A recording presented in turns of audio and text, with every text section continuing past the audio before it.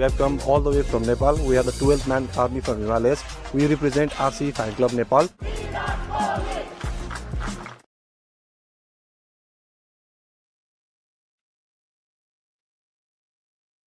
So, hello everyone. It's me, Sudesh Navotrai, the media and PR manager of RCB Fan Club Nepal, and I'd like to welcome you all for yet another session of RCB Fan Club Nepal talk show.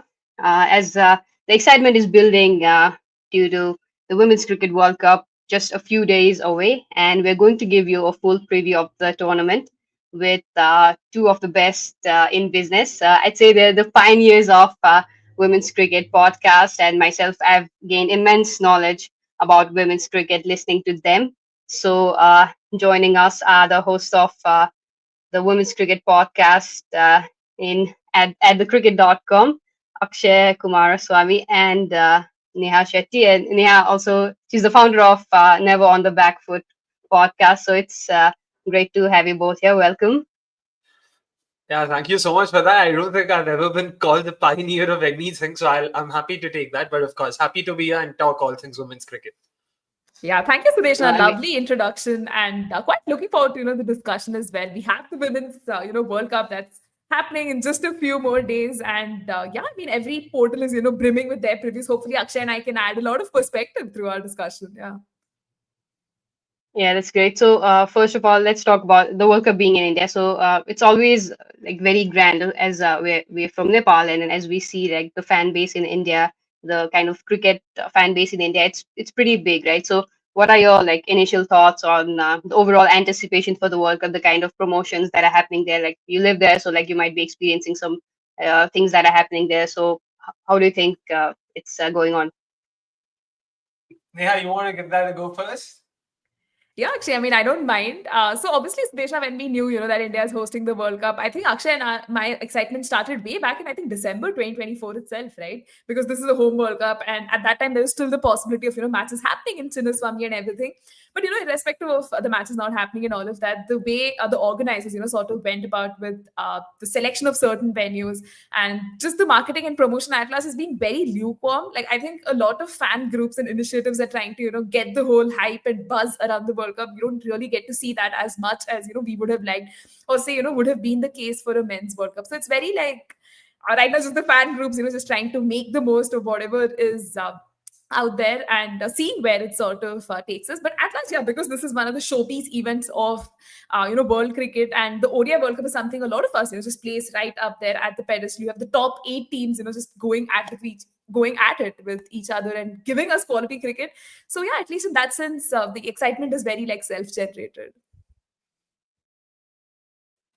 Yeah, I mean, I do agree, with Neha for the most part, at least, in terms of how at least it's been promoted so far, probably where there's a lot more room for desire that way. But again, I don't think all hope's lost on that because there are quite a few fans, at least compared to, say, the 2022 edition or even the 2017 edition. There are a lot more viewers now watching the World Cup with the WPL that's happened in between the last ODI cycle. Clearly, a lot more Indians have taken to women's cricket in general. So that way, I am expecting a lot more people to be watching this event. And if I'm not wrong, even in one of our episodes, I had mentioned that in all likelihood, this will be the most viewed women's event in the history of women's sport, not just cricket. I do think a lot more people will be watching this. So, which is why it is going to be an exciting tournament. And of course, can't wait to talk about the teams and all of it. But yeah, 100%. We ourselves are excited, and I'm pretty sure a lot of others are too.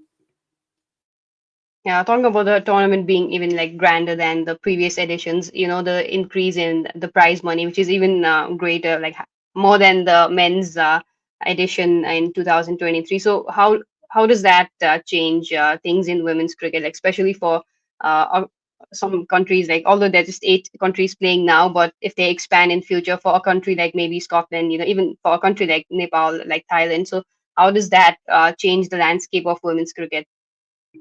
Oh, 100%. It is a massive boost, right? Like for the uninitiated, the prize pool for the 2022 Women's ODI World Cup stood at about $3.5 million.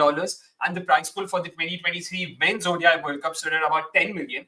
This time around, it's at about 13.5 in all. And that's a prize pool which includes the prize money that's given to not just the winners and the finalists. It's about all 8 teams combined. and it's a massive boost. And not just about the teams, of course, we will get to the associate teams like Nepal, Scotland, and all of them. You can also think of the teams like Sri Lanka, Bangladesh, Pakistan, who are still relatively at the fringe of international cricket. Although they do have test status, they aren't really there in terms of quality of cricket. And this money, whatever they earn by being part of the World Cup, that's going to go a long way in ensuring that they are able to sort of develop the grassroots structure and improve the quality of domestic cricket that's happening in each of these countries. And speaking of Scotland, Nepal, and all of these countries, of course, as in when it is a trickle down effect, right? When a country like a Bangladesh, Sri Lanka, when they get more money, it means they have now the opportunity to either organize tournaments or invite other countries to come in. We've already seen Nepal do, a world of good in terms of organizing a lot of tournaments. We saw that tri-series that happened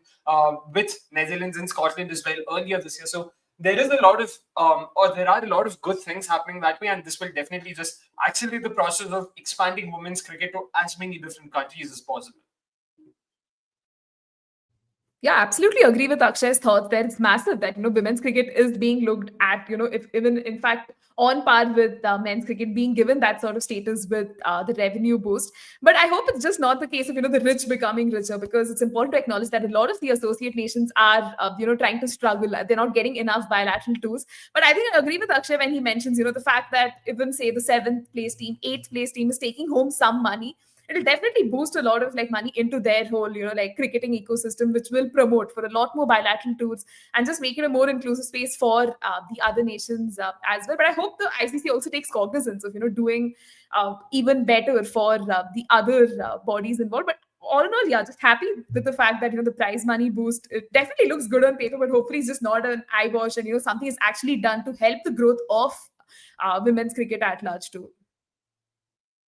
Yeah, that's true. Completely agreed with that perspective as well. So let's just head to the teams. So starting with Australia, they're the defending champions, and yeah, the skipper Alyssa Healy was hoping. She's also hoping for the team to go back to back, and obviously they're one of the contenders. And the squad looks pretty balanced with the kind of luxury they have in terms of a good set of all rounders, which the Aussie team always boasts of. So, what do you make of the squad? I mean, I think we don't need to talk about Australia, to be honest. We can just say a fantastic side period and move on. Oops, I hope everything's in order. I'm not sure if I'm audible. Yes.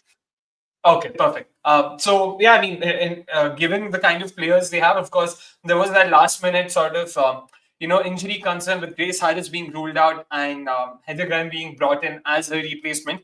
But even then, I don't think anything changes for them. They have won the World Cup 7 times in the past, and that experience, despite, I mean, they might not have a lot of players who've been a part of multiple World Cups. I don't think that matters to them. Just the sheer quality of players that we're talking about there.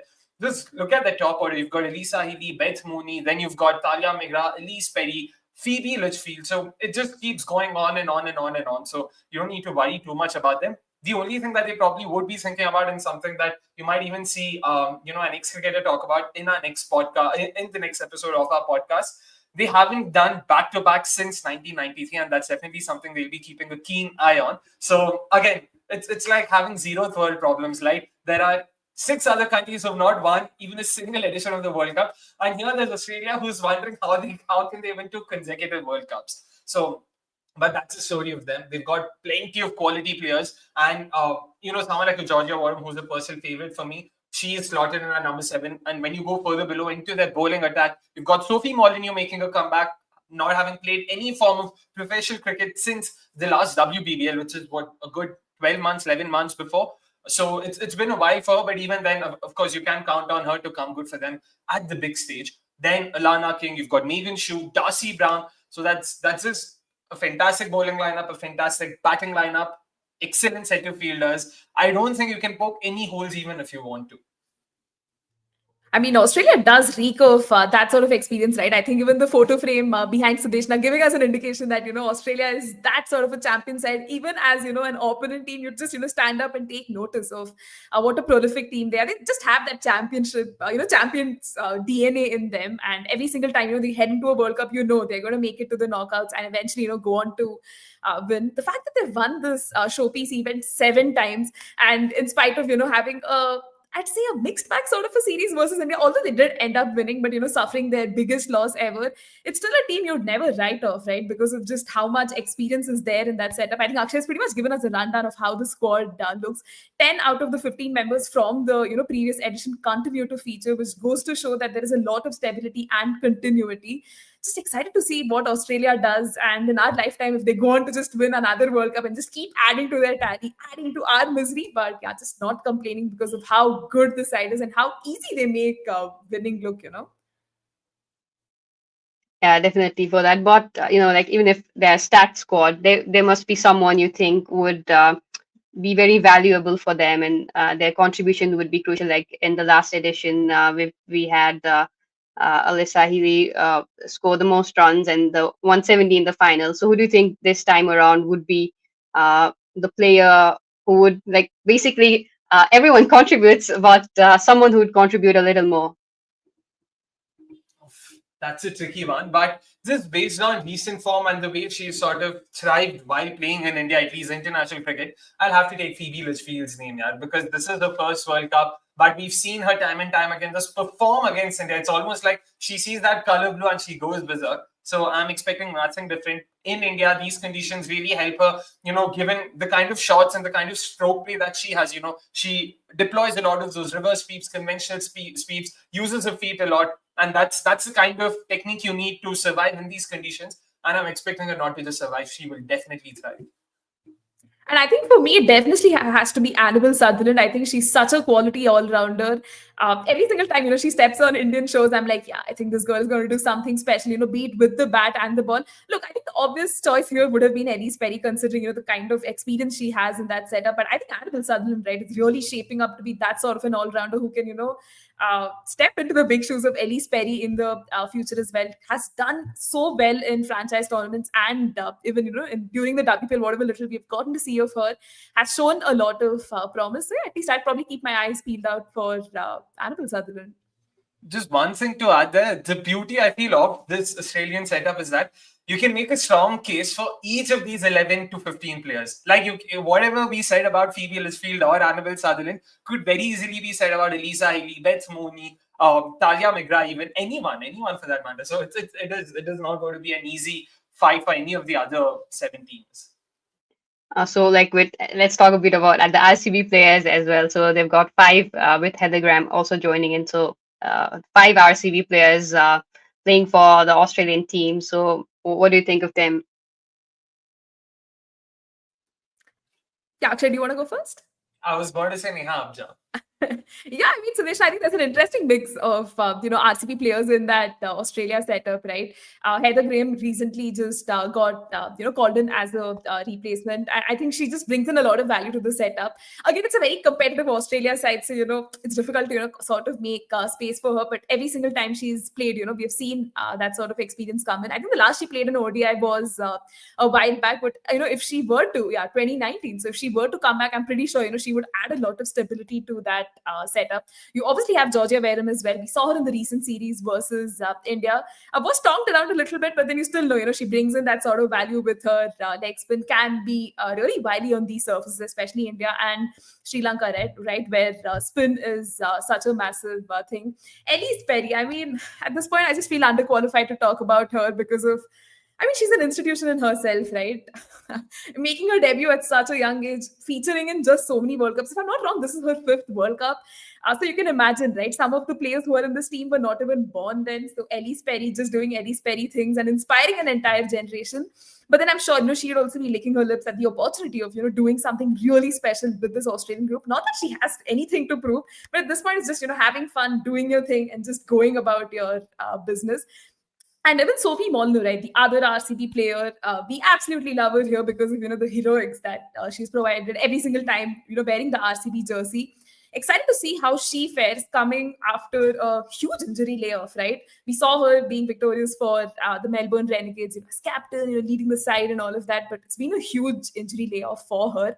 And am I missing any other Aussie player? Kim Garth is the other one. I will talk about her because that's genuinely a name I think is very underrated and a name that does not really come on top of a lot of people's heads. But I really believe she's got quality through and through. In fact, she's one of just two bowlers, Sophie Eccleston being the other, in the last ODI cycle to have conceded runs below 4 runs per over and also taking wickets at less than 30 balls. So just going on to show that she's not just been economical, she's also been extremely attacking, and she's got the slow one, she's got quality with the new ball, she knows how to bowl, she knows a good yorker, she knows a good bouncer, she's got everything in her armory, and she'll definitely be, one of the sort of, fulcrum, so to say, of that bowling attack. You've got the experience of Megan Schutt, you've got the X factor of Darcy Brown, but that's why the consistency and relentlessness that Kim Garth brings in with her bowling, that'll be very crucial to them. Yeah, so overall, a very balanced score, and definitely the contenders again, like as always. But so let's move on to a team which has, I believe, been very steadily, like they've been rising. So it's so Bangladesh, right? So they've been rising a lot in the recent years, and even in the World Cup, they secured their spot by just edging out on run rate over West Indies. So this is just their second edition of the World Cup, and a squad which is a mix of a bit of youth and experience. So what do you make of Bangladesh this time?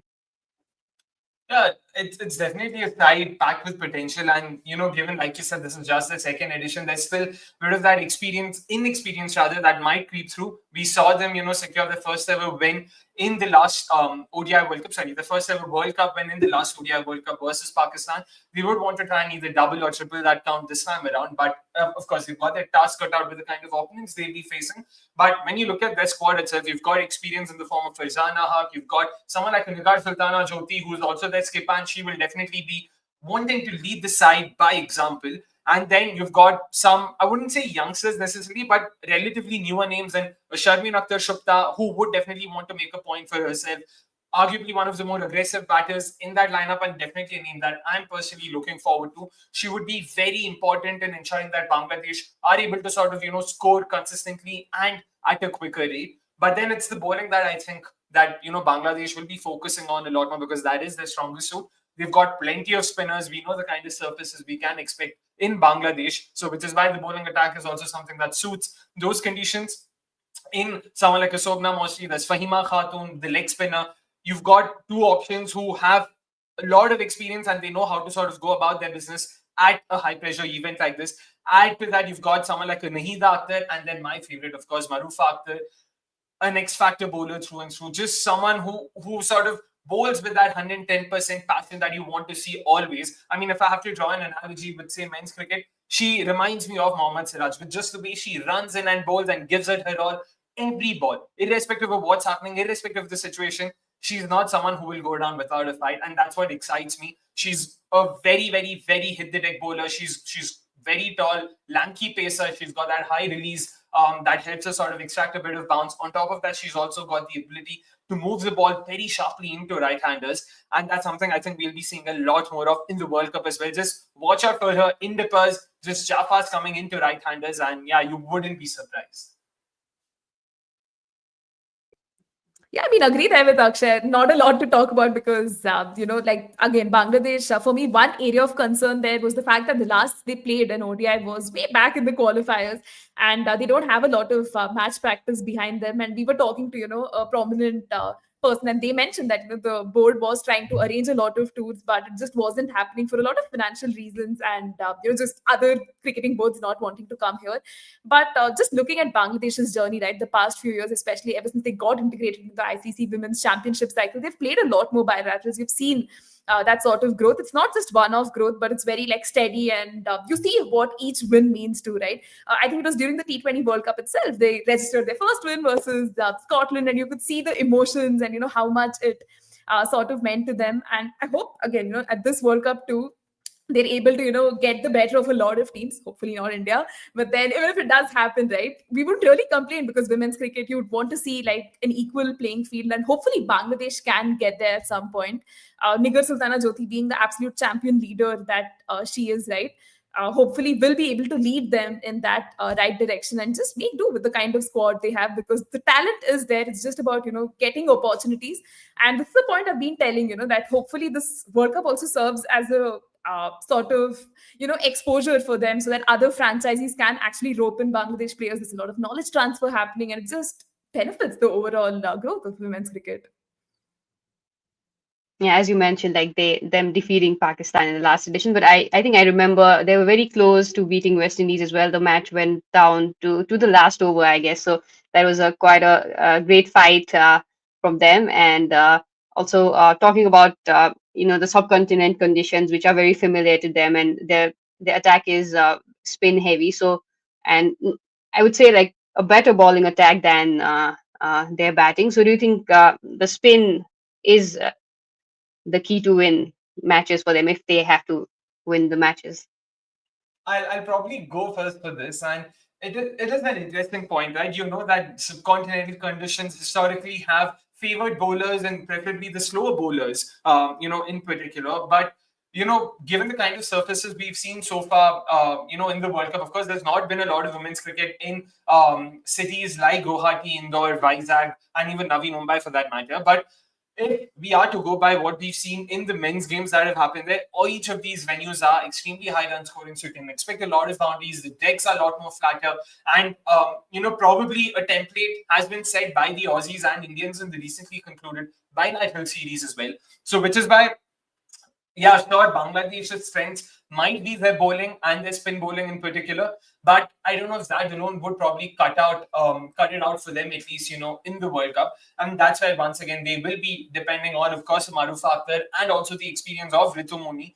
Might not be the quickest of bowlers, but again, those just wicket-to-wicket lengths, in between lengths, and ensuring that, she's not sort of straying too much away, on the pads or on the offside. Those are the kind of sort of skill sets that they will be focusing on a bit more. But of course, it still goes without saying, a tiny bit of help from the surfaces and Bangladeshi spinners would definitely be smacking their lips to try and sort of, get their opposition out there in the middle. So that goes without saying. But even then, I think it would be a lot more of a challenge for them if the surfaces turn out to be just as flat as it's been before. Yeah, I mean, just to add on to this point, I think Bangladesh would want, sort of employ the spin it to win it sort of strategy, right? They have such an interesting set of spinners in that setup that they would love to, make the most of the Indian and Sri Lankan conditions.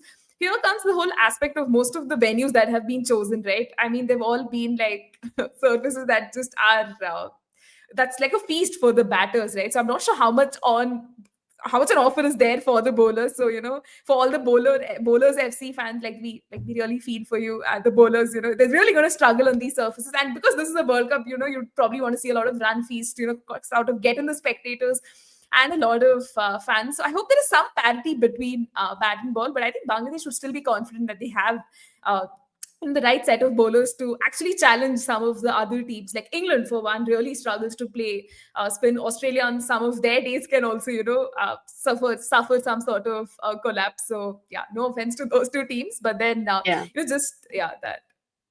Yeah, they've got three leg spinners, I guess, Bangladesh. So, Aussies struggle with the leg spin. So there's that as well. So let's move to England. So I think they've picked like a decent squad, and also like going spin heavy with 4 spinners, which they're Charlotte Edwards. She highlighted that it's because it's Indian conditions, they're going with an extra spinner. And however, like the recent series they had against India, even in Australia, it wasn't very good, and most of the squad members from those 2 series are a part of the squad. So how do you see the squad that they've picked this time? Neha, pehle aap. Yeah, I mean, we're looking at England, right? Yeah. Yeah. I mean, England has had an interesting run, right, to this World Cup. Let's not deny that. I think the home series loss to India was some sort of a wake-up call. And now they've played the 2 practice games against New Zealand. They've sort of gotten into the groove and all of that. And again, it's important to understand that this is the Charlotte Edwards era. So, a lot of players sort of getting the longer rope. I think we'll talk about the Kate Cross point a little later, the omission and how that was a little surprising. But then again, they sort of, want to go in with that very strong spin contingent. I mean, obviously, you have the likes of Lindsay Smith, you have Charlie Dean, Sarah Glenn, and, the absolute superstar Sophie Ecclestone. You couldn't possibly ask for more. I think oppositions would be really, really, terrified to face this spin quadrant. But even just looking at the overall, bowling attack, you have someone like an M. Arlett, you have the Lawrence, your Filer and Bell doing their thing. England does look balanced, on all accounts. It's just about, if they can sort of get across the finish line. The last they won an ICC event, something we've been talking about is, way back in 2017. So they definitely want to, undo a lot of things that did not work out in the past and, start off afresh. And what better occasion than this World Cup under Nat Silverbrandt, a team that looks very dominant and hopefully can go all the way to. I mean, in terms of the squad, I think no surprises over there. Most of the names genuinely just pick themselves. They will be heavily relying on, of course, someone like a Nat Silverbrandt. She's been phenomenal in the last ODI cycle. In fact, she's the only batter who's been striking in excess of 100 while averaging in excess of 60. That goes on to show the kind of dominance she's been able to put on with the bat. And we've not even gotten started with how effective she's been with the ball in hand. That's how invaluable she is to the side. And then when you look at someone like a Heather Knight coming into the side now after that injury, I think she's going to be a massive shot in the arm for that England middle order, which I personally felt is what sort of led them, to that loss against India, especially in the ODI series that happened in July. The inexperience in the middle order was clearly shown in each of the three ODIs, even the one that they won. If not for a couple of individual performances, they might have struggled over there. And that's where the experience and calmness of Heather Knight would sort of go a long way in ensuring even while chasing or while setting up scores, they don't have to worry about losing wickets or collapsing or something like that. So that's a great addition to them. Sarah Glenn for Kate Cross, I'll probably just start off with that. Interesting shout for sure. Like on the one hand, if I look at it objectively, I can see where they were coming from because they had no wrist spinners in the setup and they felt that in these conditions, having a wrist spinner would probably be a lot more effective than going for an additional pacer, especially when they already had the likes of Filer, Bell, M. Arlett, Nat Silverbrandt, and all likelihood would be fit. So they had 4 pace options already locked and loaded for them, in the 11. So that's why they felt probably, bringing in Kate Cross would probably be a waste of an option in some sense. Of course, that does not mean to say that Kate Cross did not deserve to be there. If you just look at her own performances in isolation, she's done absolutely nothing wrong to not deserve a spot there in on the flight to India. But that's unfortunately the way it rolls, right? Because you want to look at the combination, you want to look at the bigger picture. While all Kate Cross fans and Kate Cross herself might be extremely crossed at the fact that England did not select her, but I do sort of see where they're coming from, as unpopular as it might sound. And we might even see Sarah Glenn getting a few games. The reason that the move probably might or did surprise me was the fact that Charlotte Edwards herself was very vocal in sort of voicing out her opinion a few months ago, where she said that in her opinion, Lindsay Smith and Sophie Ecclestone are arguably the 2 best spinners going around in the country, so they will be featuring a lot more. And then you had someone like a Charlie Dean, who's already a very intrinsic part of the setup. That meant that they had 3 spinners who were going to play almost each of the group stage games. So how does Sarah Glenn feature or be squeezed into that 11? That's definitely a question they'll have to find answers to.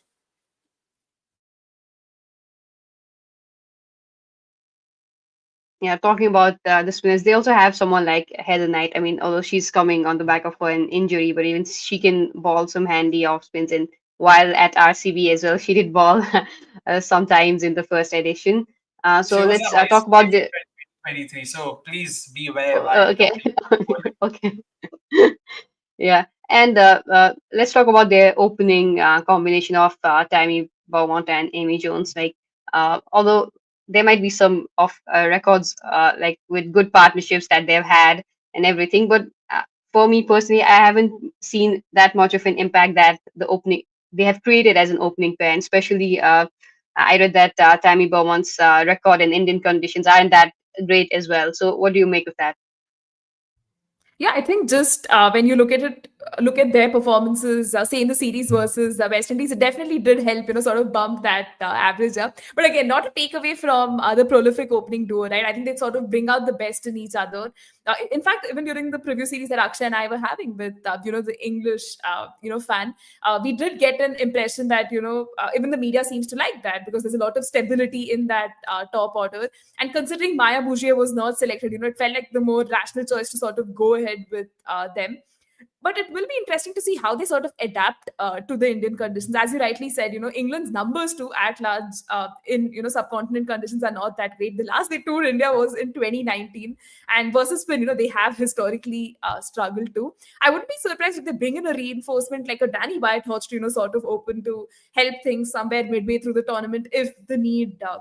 Sort of arises, but hopefully, Tammy Beaumont and Amy Jones can deliver. They've been a part of the English setup for way too long now, and what better occasion, right, than the World Cup to actually stand up and deliver for the side. Personally, when it comes to our opening combination, I'll be honest, I'm still a bit wary about it because sure they did perform well against West Indies, but I'm forgetting that stat that Hypercos, if I'm not wrong, had tweeted about their numbers versus Australia and India and their numbers versus the other 6 teams. And they were markedly different. They were averaging in excess of 150, 200 even versus the other sides. And they were averaging less than 10 against India and Australia. So that just showed that they hadn't performed consistently enough, at least over an extended period, for us to be confident that, this is an opening pair that can sort of pay those rich dividends that we are looking for. Point number 1, that. Point number 2, my concern is the fact that Amy Jones was slotted into that, opening position just 3-4 months before the World Cup. Not before. She hasn't had enough time to sort of settle into that position and understand, the nitty-gritties of how do you go about the new ball, what do you do, how does she fare with Tammy Beaumont, understanding all of it. It takes a bit of time. And that's where I felt they could have probably stuck with Maya Boucher for this cycle at least, because she was a part of the England setup till the Ashes. You could have just waited another 6-7 months and seen how this period fared for her, and then probably made that change at the beginning of a new cycle. This seems a bit too soon, and now the problem is, if unfortunately Amy Jones does not have a strong enough World Cup, you might sort of once again see them revert back to Maya, and that I feel would then be unfair on Amy because she's also not gotten a long enough rope. So that is my biggest concern over there, and of course it goes without saying the conditions over here aren't exactly what you would find in England, but they would be taking some solace from the fact that the venues, the cities themselves are a lot more batter friendly, so a lot of flatter decks are expected to be offered to the teams. So that's where the English batters would be, hoping that they are able to sort of get those boundaries in and bring in those attacking instincts as quickly as possible. Yeah, that makes sense. And they also have someone like Emma Lamb who used to open in the past and who's had a great form in the domestic. So it'd be interesting to see what they do with her as well. So let's move to the hosts of the tournament, India. And this is the first time Harmanpreet Kaur is leading the team, despite this being her 5th World Cup as a player. And India are playing in their home conditions, and one of the favorites, definitely, to win this time. And their squad looks very strong as well. And with the return of their frontline pacer, Renuka Singh Thakur, from the injury. So, what do you think? How will her return strengthen India's bowling attack? Because that was one of the concerns. Because the batting lineup, it's firing and it's pretty much settled there, I guess. Yeah, 100%. The batting looks pretty good right now. And with the bowling, of course, Renuka Singh Thakur coming in makes a world of difference to that bowling attack. And you can see that. Like you saw that in the 3 ODIs that India played against Australia. You could see how different that bowling attack looked, how much more potent, importantly, that bowling attack looked in the second and the third ODI compared to the first one. And that's where her experience and her ability to sort of just move the ball both ways, that's going to go a long way in trying to get those early wickets that India are always looking for. And what really augurs well for Team India is the fact that they've got someone like a Kranti Gaud, who is a wicket taker in her own right, partnering Renuka at the top. And that goes a long way, right? Because when you had only Renuka Singh Thakur applying pressure from one end and someone else who was releasing it, it made no sense because you're not being able to sustain that pressure for a longer period to get those wickets. And that's why someone like a Kranti Gaud and Renuka Singh Thakur, that is going to be a very vital bowling partnership that I would be looking forward to, and I'm 100% sure that Think Tank would also be looking forward to when it comes to getting those wickets and opening the game up front. Because then you've got the spinners, you've got Deepti Sharma, you've got Sneha Rana. Both of them have been in more than decent form. Then you've got a Radha Yadav who can add value with both the ball and bat, and then you've got Sri Charni, who once again we saw the way she performed in England. She was a player of the series in the T20I side of things over there, and she's already shown that she's got the game to deliver over here. And yeah, I'm interested to see, and borderline also hoping that Sri Charni starts for Team India in the 11 ahead of someone like Radha Yadav. So that's how far I'm looking at that. And when it comes to the batting, of course, it's this Smriti Mandana through and through. Firstly, just the kind of form she's been in, the highest run getter in the last ODI cycle, the only batter in the last ODI cycle to have scored in excess of 2,000 runs. She's been scoring centuries for fun. She's been hitting boundaries for fun. She's been finding gaps for fun. Yeah, Team India will definitely be relying on her. And that probably in itself is an understatement, to be honest, because we know you've got a youngster in Pratika Rawal opening with her, which means there'll be a lot more responsibility on Smriti to ensure that Team India not only gets off to a good start, but also takes care of a partner on the other end. And then when you go further down, you've got the experience of Harmanpreet Kaur. You've got someone like a Jemmy now playing her first World Cup. We know what happened in 2022 when she unfortunately wasn't able to be a part of it. And I'm pretty sure she would have a thing or two to say with her bat this time around. And we just hope that she is fit and ready to go come the first game. And then you've got Richa Ghosh, of course, fantastic finisher. Might not have been in the greatest of form of late, but once again, a fantastic talent that you can't really count out, or you can count out in your own peril. So I think that's a very solid looking batting lineup right now. There are a few things, of course, if you want to be a bit nitpicky about it, but all in all, I still think this is arguably one of the better looking lineups we've seen come out of Team India in the recent past. I mean, absolutely agree with all the points Akshay said there. I mean, this is a home World Cup. India comes in with the tag, the tag of being favorites. I mean, does it get better than that, or does it just put a lot of pressure on the girls? Not sure which way, they would sort of want to look at it. I think Harmanpreet Kaur in one of her interactions with the broadcaster also mentioned how much, she wants to sort of win the World Cup, what it would mean to, all the fans and all of that. So, I mean, as fans, you'd want to be very optimistic that this is the best chance. This is the best squad that has been, sort of assembled to go for it. I mean, India will definitely be eyeing that chance, right? This is their chance to rewrite history, having been runners-up in 2005, 2017. I think 2017 is around the same time where a lot of Indian fans, actually took cognizance of the women's team. And this time around, with the World Cup happening at home, trying my level best not to draw parallels with the 2023 World Cup and how hey, this is again a final versus Australia. We could have defeated them and all of that. But let's, make sure our girls do something. So I hope, those comparisons don't come into play. But yeah, I mean, the 2025 World Cup, right? It's just such a good side. It would be an absolute shame if they don't, sort of go on to win, considering the vein of form that they have been in. They've played the most number of bilateral series in the lead up to this World Cup compared to any other team. The preparation, the kind of cohesion that is there in that unit is just unparalleled, right? And with the WPL also sort of kicking in, now a lot more people are actually taking up, standing up and taking notice of this team. And it just feels like, I mean, at this point, probably you'd just see me and Akshay be very cautiously optimistic about this team, that they really, really have it in them to, go all the way. And now would be a really good chance considering the kind of squad that has been assembled, and a few key wins, at the start of the campaign will really set them up well.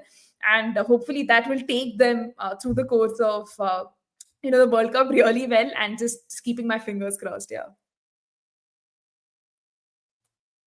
Yeah, so talking about India, so they had a blow with Yastika's injury, and she's been pretty unlucky, So how much of a big blow could that be? Because as we've talked about the batting lineup being a strength, but Yastika coming on the back of the A Tour in Australia, she performed brilliantly in those games. So what do you think of her injury coming during the World Cup here? Yeah, I think I'll just quickly add a point here, then Akshay can add on his too. I think Yastika Bhatia missing out is a massive thing, right? The fact that India was looking at her to, sort of be that backup opener, probably come in at number 3, backup keeper as well. She's sort of bringing in that, two-dimensional aspect, which, India is seriously going to miss. And the fact that, Uma Chetri was brought in as the replacement too, did raise a lot of eyebrows. But Yastika, you just, the heart really does go out to her at every single crucial moment that we've sort of needed her. An injury has come and sort of impeded her career. Hopefully it's not a pattern that sort of continues. And as a player too, right, she must be hurting a lot, would want to be, there with India. This is a World Cup squad that you're selected for. And unfortunately, because of the injury, getting ruled out is far from ideal. And as you rightly pointed out, the A series again was a brilliant, sort of an exposure again for her, right? To just be amongst the runs, do her thing. I think even during the WPL, we were talking about how, she did look circumspect against like swing bowling, or, was kind of struggling to be amongst the runs too. But It's just unfortunate that she isn't a part of this setup, and just hoping and praying for a fast recovery. Yeah, it's a massive blow, to be honest. I mean, like Neha said, it is very unfortunate, the timing of it especially. But in some sense, once again, it is the question that whether they could have sort of gone ahead with the specialist batter in place of her, or did they need a backup keeper in the 15? Of course, there is a fair case to be made for both arguments, for both sides of the argument. I, for one, did feel that they could have probably just added a bit more stability to that batting lineup by bringing in a backup batter, because Uma Chhetri, while might be more than adept at her keeping abilities and would be a great backup keeper to have, I don't think Uma Chhetri's batting is there right now to sort of just make it to the side just on her batting alone. And that's why probably they could have gone or looked a different way. But again, understandable nonetheless. And let's just hope that Yastika Bhatia not only recovers from this, but goes on to have an injury-free career for the rest of it. What are the thoughts on what Darshan has written over here?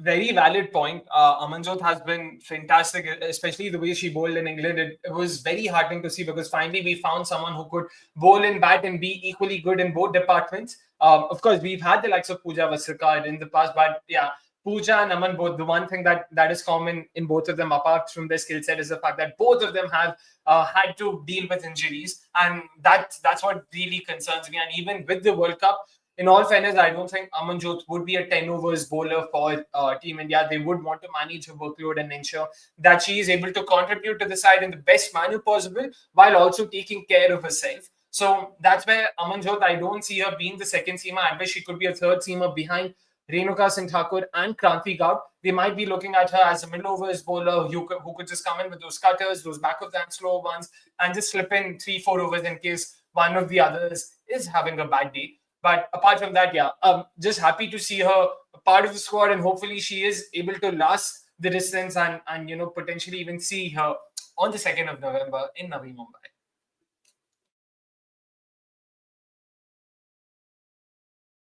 Yeah, I mean, agree with all the points Akshay again sort of brought in there. I think Amanjot Kaur is someone a lot of players, rate highly. They always calling the chota packet, bada dhamaka, because that's the kind of, vein of form that she's been in spite of, coming back from injury. We see this Amanjot 2.0, who's chipping in with the bat, doing her thing with the ball, and just stepping up, right, every single time the team sort of wants her in. And I think her coming in will just add a lot of stability to both the batting and the bowling department side of things. There's also this whole left field choice of her coming in possibly as the number 3 position. So there could be an extra bowling option in that top 6 for India, which is something India can consider going at. If not, she can again deepen the batting coming in later. So having a player like her is definitely just a massive value add. Yeah, definitely the discourse of Hurleen, Amanjot in place of Hurleen, that we see around on Twitter as well. So let's talk about New Zealand. They're coming into this tournament with some momentum and I would say a positive intent after their T20 World Cup win, and they're also ideally to win the ODI World Cup as well. And this is the 5th ODI World Cup for Sophie Devine and Susie Bates, I guess, and definitely their final ODI World Cup. So how important do you think will their experience be for the New Zealand, and how do you think is their squad this time? Yeah, I mean, the sort of grandma trio, like they call themselves, if I'm not wrong, something like that last year. Yeah, self-proclaimed, of course. We aren't the ones calling them. I like Diata, who also to the mix over there. So that experience would definitely be invaluable to them. And it is an interesting setup. And New Zealand, to be honest, like their male counterparts, they are one of those sides who seem very harmless at the face of it. But, this is a side that can win your games on their day, and which is why you need to be very wary about how you go, playing them. You can't simply sort of take them for granted. We saw what happened on the 4th of October 2024. I remember the date for different reasons, but we saw what happened basically in the last T20 World Cup when New Zealand took on India. India started off as strong favourites, and from there, unfortunately, just went pear-shaped. It was Rosemary Mayer over there who took a fantastic 4 if I'm not wrong, and she will once again be key over here too. When you look at the way the squad shapes, you've got Plymouth, Young, a lot of potential and someone who's already proven, how good a foil she can be with someone like a Susie Bates. You've got Amelia Kerr, Sophie Devine, Brooke Halliday, Izzy Gaze, Maddie Green.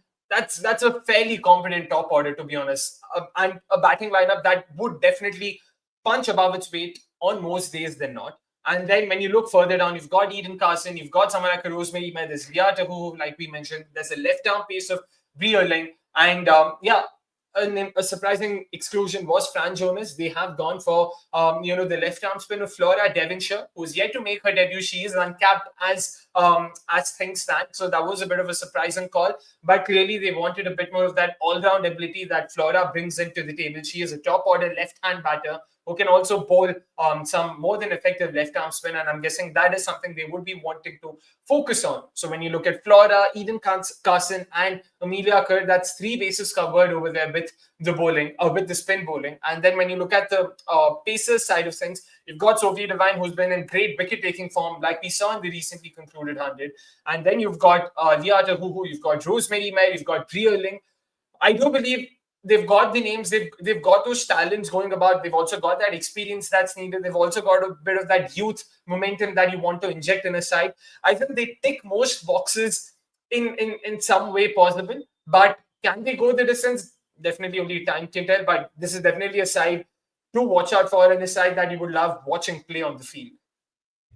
Yeah, I think Akshay has given a beautiful, outlining of how the New Zealand squad looks like. So I don't have a lot to add in that regard. But I just want to take a moment to talk about the very cute squad announcement of New Zealand. I think it was right up there, just getting the victorious 2000 team to announce the squad for this one was an absolute masterclass. Like, I watched that reel on repeat because of what a genius it was, to actually do something so innovative and creative, right? Most of the other teams, yes, put out like a static graphic or just, put out a reel or something.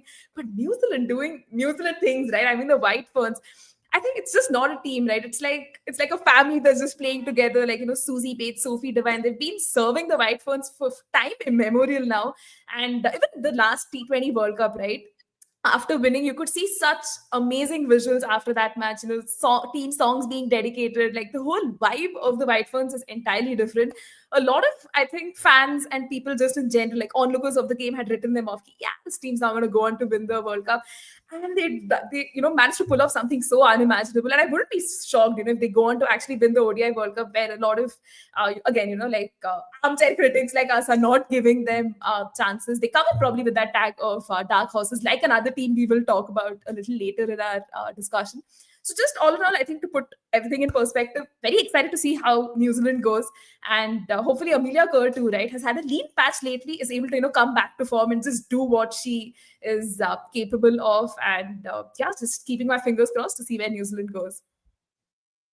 Yeah, Amelia Kerr, I think she's done well in the Indian conditions in the WPL. So I think it's just that when she plays in the 100 or in the WBBL, she's not really clicking well. So maybe that could be beneficial for them, like, because if she clicks well in India, there's that. So apart from the big names, who do you think is someone that could be a surprise element in the New Zealand squad? Definitely, as we mentioned. Flora Devonshire, they've picked her ahead of Fran Jonas. So do you think she's going to be that surprise element for them? I don't know if she starts for them. It would be nice to see her start, but I think they would still back experience over there. A name that we probably haven't spoken about yet is the lesser known Kerr sister, Amelia Kerr ke baare mein baat hota hai usually. There's also Jessica, her sister, who's also been the highest wicket taker for New Zealand in the last ODI cycle. She's also massively improved her batting as well in the last 2-3 years. So she's definitely going to be an important cog in the wheel for New Zealand. So another name that you should be looking forward to, because adds value with the ball, is a more than decent low order hitter at number 8, number 9. So she would definitely be a package to look forward to, especially in these conditions where, like we said, there might not be a lot on offer for the spinners, and that's where pacers, especially the ones bowling up top in the power play, they would be a lot more crucial. So watch out for her. And Rosemary May, I guess Indians definitely know a thing or two about what she can do to them in a World Cup game. Yeah, I think for me, one name to watch out for has to be Georgia Plummer, right? I think the way she's sort of coming into her own, scoring runs and doing so well. I think it was the series versus Sri Lanka too, right? We saw her just literally again score runs for fun. I think it was even that T20 series versus Australia where she scored her 50 and all of that. So I think besides the usual suspects of Sophie Devine, Susie Bates, you have other names, who are sort of raising the hand and again delivering. Even Maddie Green, for that matter, is one name that I really want to see, how she sort of goes. So at least, yeah, I'm looking forward to both of them. Yeah, Maddie Green also scored 100 in the recent warm-up match against England. So yeah, is clicking into good form as well. So let's go to another team now, Pakistan. So they're headed by their very young captain, I'd say, Fatima Sana, and it's I think she's leading the side for the first time in a major tournament. And recently, they played the series against South Africa, where in the last ODI fixture, they bundled South Africa for 115 runs. So must be a bit confident heading into the World Cup. Yeah, I think Pakistan is definitely another team to sort of watch out for, right? I mean, they come into this World Cup with that sort of confidence, having won the ODI World Cup qualifiers. It was on home soil, winning all of their 5 matches. Again, a side, that being led by Fatima Sana, young captain, just comes in with that sort of jazba, wants to always, give it her all. It sort of percolates to the rest of the team too, right? Muniba Ali again, such a prolific run getter, and when she's in her peak form, absolutely love what we sort of see of her. Sidra Amin too, right, has been scoring hundreds again for fun. I mean, back to back. Those impactful knocks coming in for Pakistan, really, value add to that side. Alia Riaz to someone, I think, who sort of goes under the radar because of her performances not being up to the mark, but comes in with that much of experience. I mean, each name there, right, in that Pakistan setup has the potential to do something really special. Love the way their bowling attack sort of shapes up. They have a lot of options there.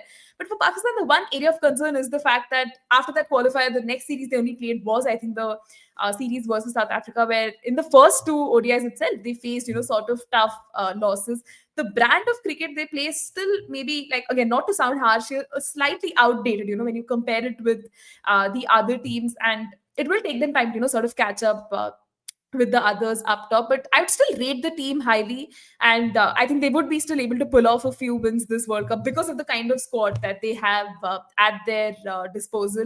And even Diana Baig, right, Nashra Sandhu, again, these are names that you would sort of expect will actually end up doing really well.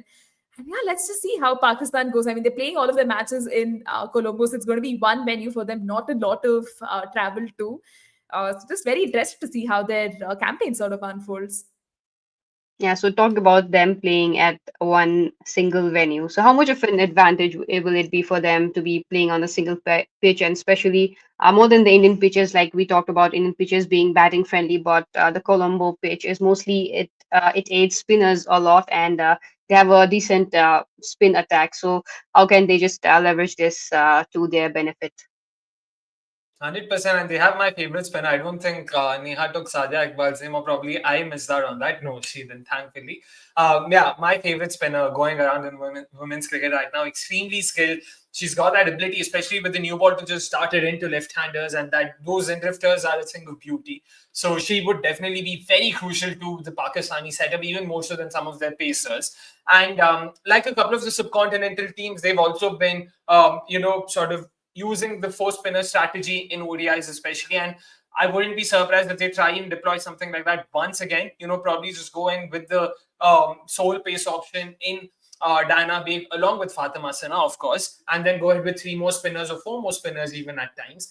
And that'll be interesting to see. And coming to what you said about, the conditions, sure, to begin with, it might be a lot more easier for them to some extent. The fact that they don't have to worry about the logistics, they're just staying in one place for a month, which means they just have to focus on going to the venue. They know now the venue a lot more better than some of the other teams.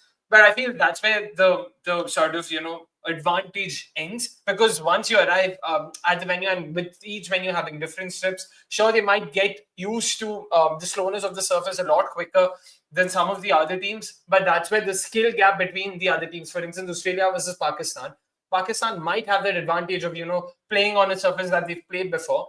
but just the skill differential that Australia bring in, I think, would negate that advantage. So it might sort of level the playing field in some sense, but that still does not sort of mean that Pakistan would have it any easier than probably if they would have been playing in India or elsewhere. So they would still want to focus on their skills, on their ability to win games with performances, and that's where, like Neha mentioned, the batting for me is a bit of a worry in that they've got enough batters who can accumulate runs, who can just hang in there for like 100 balls, 120 balls even. But do they have the ability to convert, playing those many deliveries into sort of as many runs? The answer to that would probably be a resounding no right now. With Sidra, I mean, of course, she's been a fantastic run accumulator for them. She's been the highest run scorer as well in the last cycle. But once again, that strike rate will be a bit of a concern right now. And it is a team sort of, improving leaps and bounds. We've already seen the way they've performed in the Zodiac cycle alone. Some of the names that have come in, Fatima Sana herself, she might be leading the side, but make no mistake, she's extremely young. And this is a side that's also lost some of its senior most players in the last few years. Between the last World Cup and this, they have lost Bisma Maroof and Nida Dar. That's two massive names we're talking about. So it will take them some time for sure. But rest assured, this is a side that's constantly improving. So hopefully, if they can even give a tough fight to, the expected top 4 contenders, that would be great to see.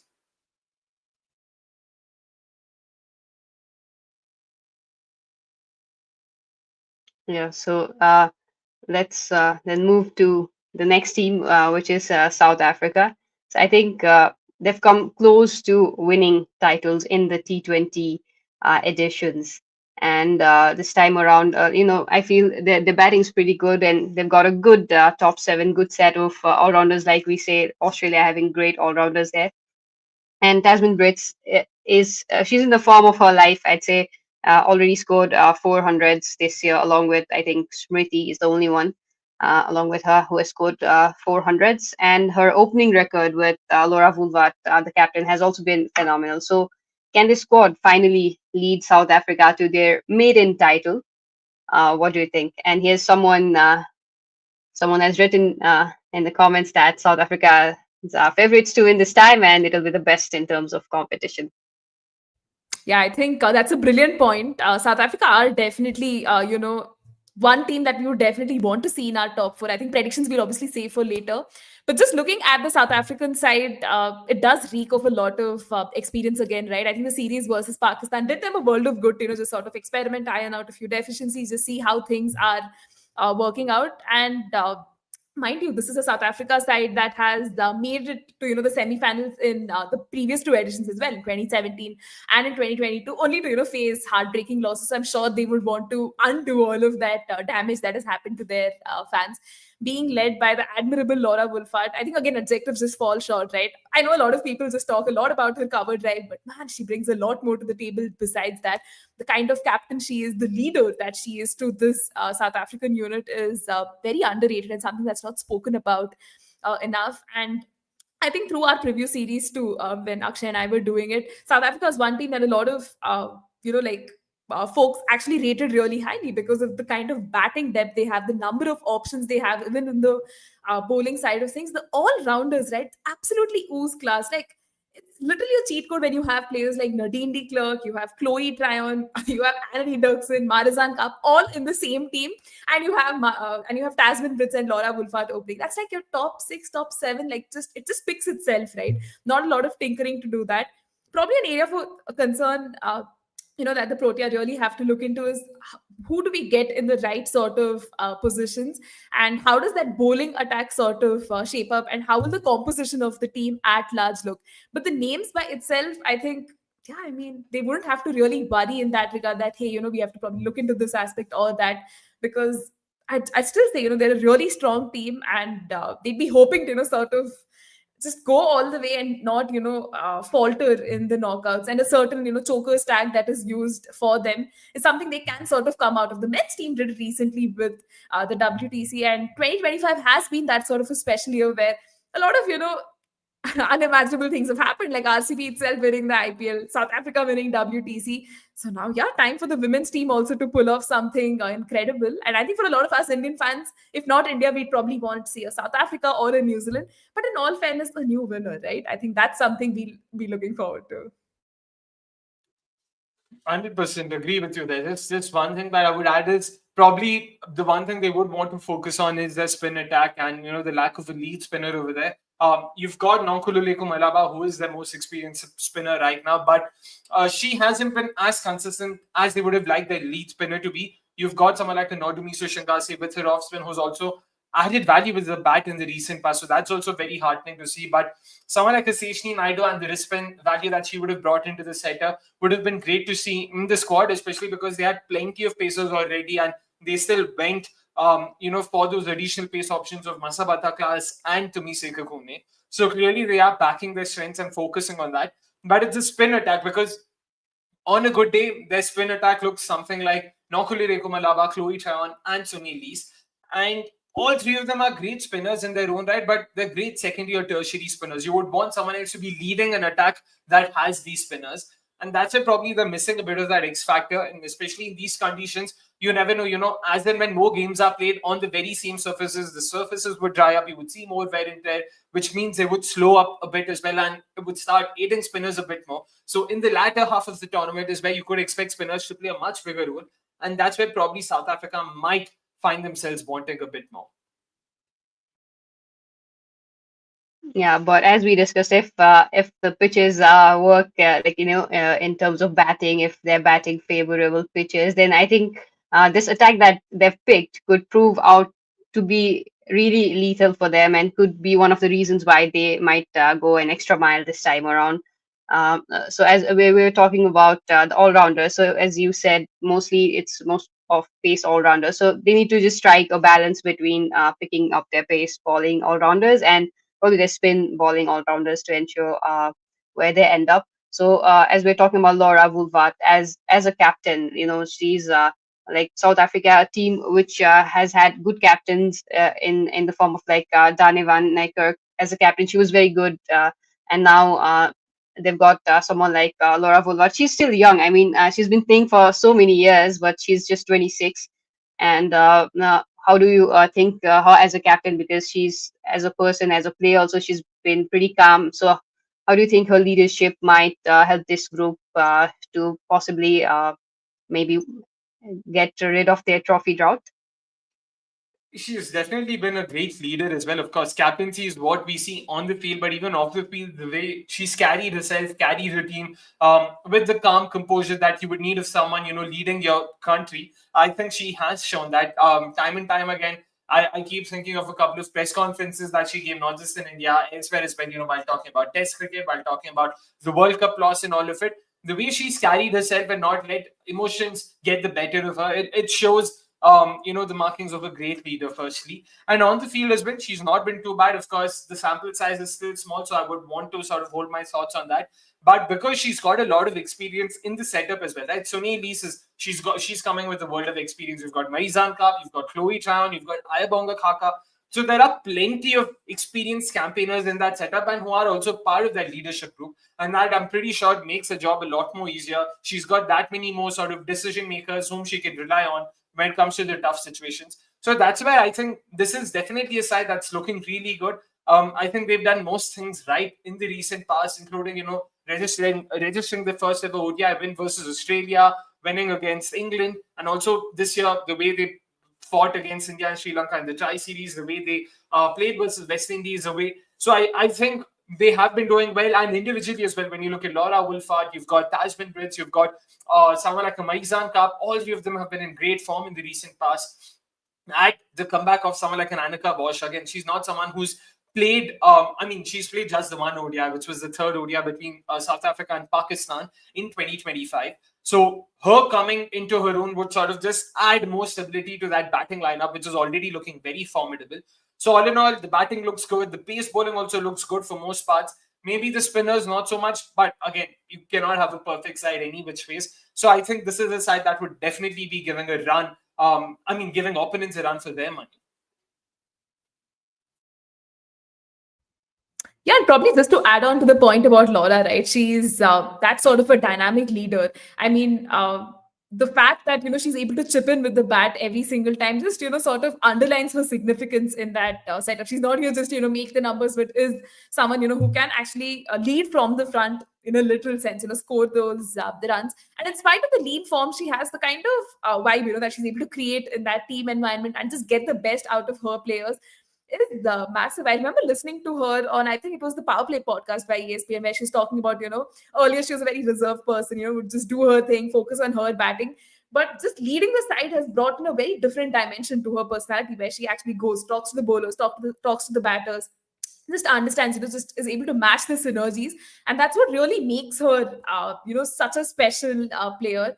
And with whichever team she ends up playing for, in the WPL as well, we've seen her, sort of step up. I think with Gujarat Giants as well, they've historically not had the best run, but you still see Laura do her thing, right? Be able to perform so well with the Adelaide Strikers as well, being given a position, that was out of her comfort zone, is still able to sort of deliver. So I'd still say, Laura Wolfhard definitely being appointed as a captain was a masterstroke, because for the longest time, South Africa had someone like a Danny van Niekerk who's doing such a brilliant job. Then there's a bit of a problem with like the transition and all of that. Sunil was tried, and then, getting in someone as young and stable as Laura Wolfhard has actually just, been massively beneficial for South Africa. And the fact that, they've made it to back-to-back finals in the T20 iteration of things, it wouldn't be too surprising, if they actually end up making it in the ODI version as well. Yeah, would be up there if a new team wins, for sure. Like, it'll be a great thing to watch, and especially this year, it's been a good year for new champions. So now moving on to the final team, Sri Lanka, and they're basically co-hosting the tournament, as we can say. So do you consider them as a potential, let's say, dark horse of the tournament? Yeah, everyone we've spoken to so far, that's pretty much how they've labeled Sri Lanka, to be honest. And once again, with good reason, the kind of performances they've come up with. Like most other teams, to be honest, I feel the last ODI cycle has just seen a rise in, the amount of women's cricket that's been played by each of these nations individually, which has meant that they've also gained in skill, they've also gained in competence, they've also gained in performances. So, which is why, like Pakistan, like Bangladesh, like South Africa, even Sri Lanka is yet another side that's grown leaps and bounds in the last ODI cycle. We saw them live their first ever Asia Cup. We saw them win their first ever series versus New Zealand. We saw them win their first ever T20I series versus England. So they've done plenty of good things. And goes without saying, once again, Chamari Athapattu has been a big and crucial part of that setup and ensuring that they've come up with these performances. But along with her, you've got someone like a Vishmi Gunaratne, you've got Harshita Samarakrama, who's also done well. And then lower down, when you look at the bowling as well, Kavisha Dilhari, of course, she's still a middle order batter. But the way she's performed for them with the ball in hand, fantastic to see that. And in 2025 alone, you've seen a couple of debutants who have been really good for them. Devni Vihanga comes to mind. There's also Malki Madara, the pacer, who's done really well for them. So all in all, it is definitely a side on the upward rise. On the rise, and the kind of names that are slowly coming in, along with the experience of someone like a Chamari, and then they've also brought in someone like an Odeshika Prabodhini, who's not been a part of the side for a while now. She had a lot of injuries. She's also making a comeback. You've also seen the inclusion of Achani Kulasurya. That's, again, a lot of experience that comes in. Along with that, you've got Inoka Ranavira, you've got Sugandhika Kumari. So it's a nice balance between experience and youth. And in terms of performances as well, they've really been doing well. But now, unfortunately, with the way the schedule is, this is something we were talking on our podcast as well. The first 4 games are versus Australia, South Africa, India, and England. And for a side that's not played any form of competitive cricket in the last 6 months, to straight up come and face these 4 countries in that order and expect them to win at least 2 or 3 of those games is a bit too much to ask. And that's why probably the schedule has gone against them. But Sri Lanka and Sri Lankans in general aren't people who sort of, fight or complain or give an excuse. So they would be someone who would just want to focus on what's in their hand, which is to just perform well. And I'm expecting a couple of really good performances for them and potentially an upset or 2 even.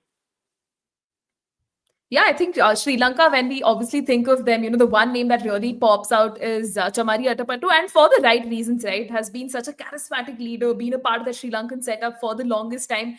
I think one of her most iconic knocks was in that 2017 World Cup versus Australia when she scored that 178, and probably that 178 features everywhere, right? When you think of Chamari as well. But the fact that there have been so many other players, like Akshay rightly pointed out, all the names, right? Be it Vishmi Gunaratne, be it Nilakshi De Silva, Harshita Samara Vikrama, you have Malki Madara now, coming through that setup, Devni Vihanga. Just the infusion of that youth in this already established setup. And you look at the squad too, right? It reeks of experience. You have players like Inoka Ranavira, you have Achini Kalasurya, who are all in, the not so great side of 30s, but are still actually, standing up and delivering for the team when they, sort of most needed. And then the infusion of these young talents, from that under 19 setup is massive, right? And it's just going to be that sort of a World Cup for them where they're going to be playing in front of home crowds. They're co-hosts of this World Cup. So many matches happening at home.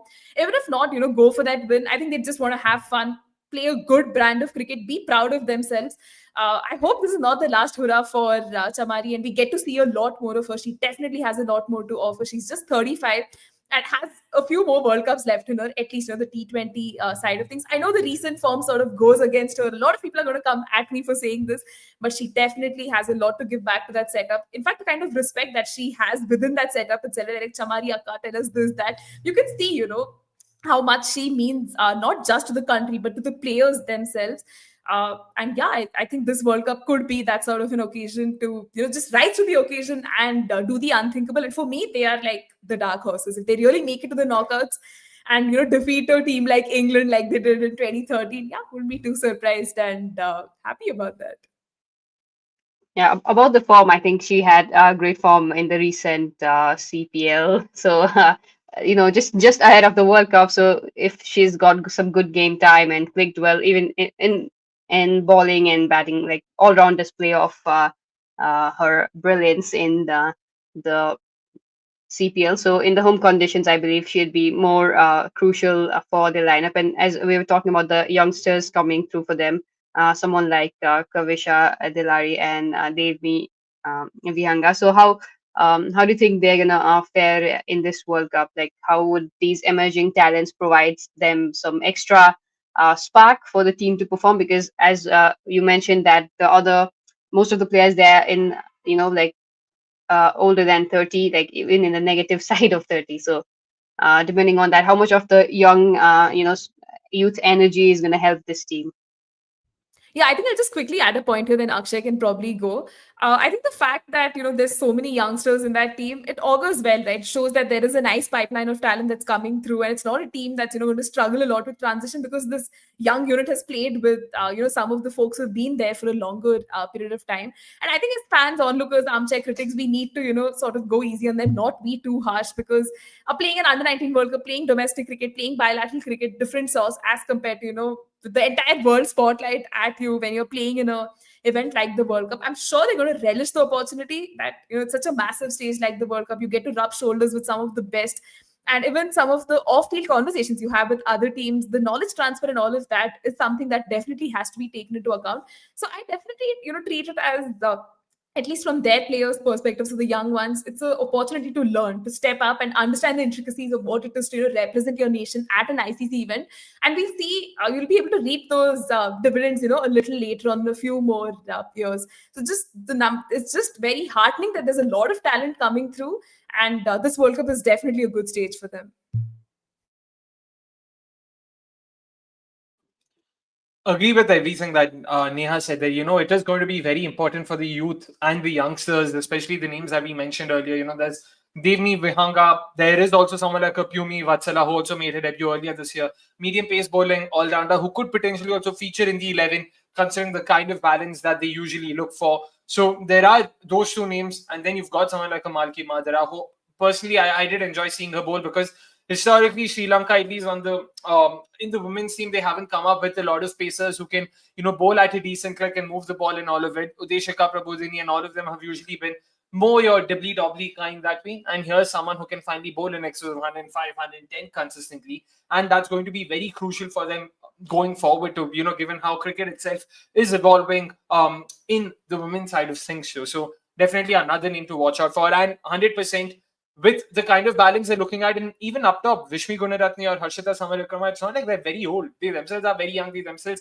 made their debut in the last ODI cycle. So they will definitely be looked at a lot more keenly, and they are names who have sort of, taken it up a notch in the last ODI cycle, importantly, because up until 2022, it would be fair to say that for Sri Lanka it was pretty much Chamari. Apart from, of course, you had back then Shashikala, Srivardhana and whatnot, but it was Chamari mainly for most parts. And now finally you're seeing a lot more people putting their hands up. You saw Vishmi coming up with some useful runs. You've seen Harshita coming up with fantastic performances. So has Kavisha Dilhari. So that would definitely put them in good stead. Earlier this year, we also saw Vihanga come up with that 5-4 versus South Africa in their only win versus them in the tri-series. So clearly there are now, a lot more players apart from Chamari who are sort of contributing and winning them games. And that would definitely be something that they'll be looking forward to in the World Cup as well, because Chamari has made it clear that this is going to be her last hurrah in the 50 over format, which means now they will have to look at what next for the Sri Lankan side. And that's where all these names matter.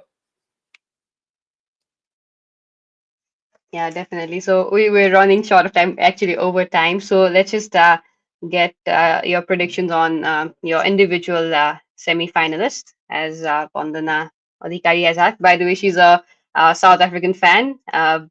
So she's one of our team members, and she's been South African fan for like way long time. I think 13 to 14 years. So yeah.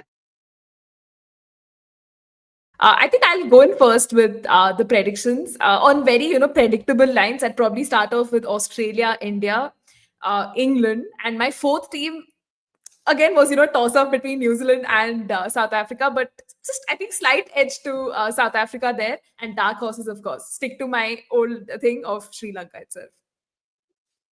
For me, it is India, England, and South Africa. I mean, not England, sorry, India, Australia for sure. For me, South Africa is the third side. I'd be very, very surprised and disappointed if South Africa don't make it to the top four. For me, the toss-up is actually between England and New Zealand, and I think it'll also boil down to the encounter between them and, whoever wins that game. That game's happening in Guwahati, if I'm not wrong. And it's also the first game for both sides. So that game, whoever wins, I think could potentially just edge the other one out. And Darshan, I do agree with you. I'll be rooting for New Zealand, to say the least. But once again, New Zealand is also not a side I want to see win the World Cup, only because they've won it before. So it's okay, New Zealand. You can take a chill pill. There are other sides who are yet to fill their trophy cabinet with something at least. So South Africa, India, please do the honors and just save us some trouble. So one more, like I would like to ask, any key player, we've talked about a lot of players, not the big names or something, but someone who you think we should watch out for in the World Cup, and someone who might capture a lot of attention. For me, I think it has to be Jamie Rodrigues.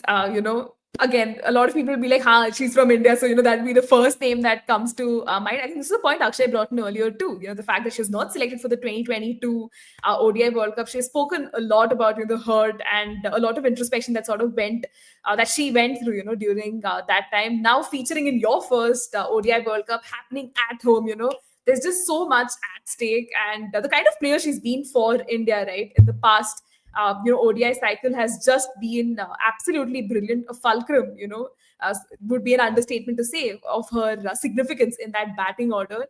I'm just excited for her. I hope she really goes all the way, goes just all guns blazing, steps up when India most needs it. Really missed her in the Australia series, especially in the second and that third ODI, where India was a batter short, and she really, fills in a lot of gaps. If India does want to experiment with that number 3 slot, which I hope they don't do because it's a World Cup, she can probably step in at number 3, can come in at 5, can be used as a floater basically. So it's going to be a massive, massive World Cup for her. And if India want to go on to win, I think Jamie will be very, very important to India's prospects. I want to borderline take offense on behalf of Jemmy. मतलब बड़े नाम नहीं लेने थे और आपने Jemmy का नाम लिया. So which makes me wonder then who are the big names if Jemmy isn't one herself. But jokes apart, of course, Jemmy is a great shout. Not Jimmy, of course. But in terms of names, I'm actually torn, man. I'm torn between multiple names that are oh man, I want to take like at least 3-4 names. I'll just throw out 3-4 names because I really hope each of them have a great World Cup. Marufa Akhtar would be one. Aneri Dirksen would be another. Kim Garth is another. These are 3 players that I'm really looking forward to, and I really hope go on to have a fantastic World Cup. That does not mean that I don't think the others can or can't. I just want these 3 players to do well because I think these 3 players aren't being looked at enough. Sure, Dirksen, won the Emerging Player of the Year award and everything, but she's still relatively new to the setup, relatively new to international cricket, and she's already sort of seen a bit of those rough patches that we expect most players to go through. So I really hope that she's able to turn a new corner and do well in this World Cup. So yeah, fingers crossed. It's going to be a very exciting World Cup, and yeah, hopefully the team that we all love, individually that is, will. Yeah, so last few predictions: most runs, most wickets, and most valuable player. You think?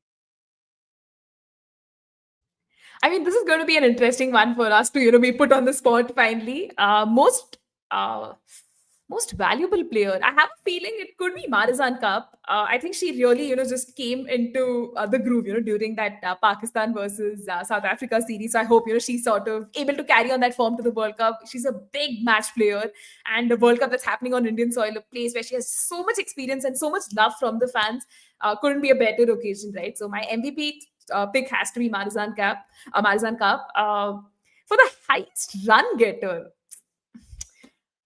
I don't want to jinx it, but I think you both know the answer that I have in mind. It is Smriti Mandana. I mean, she's in the purple patch, the form of her life. At this point, hundreds are just coming in so easy. It's a World Cup. There's a lot of criticism that, Smriti Mandana doesn't perform in World Cups. For her, I think it's going to be a massive thing to, sort of prove all her naysayers wrong, prove all the critics wrong, who've been sort of questioning her place, not questioning her place, questioning her importance for India in an ICC event. So I think she would definitely be one name that, I definitely put right up there for the highest run getters. Highest wicket takers. Now, this is a tricky one because there are just so many options. I don't want to go in with an Indian name, so I'll probably think of another player. Australia.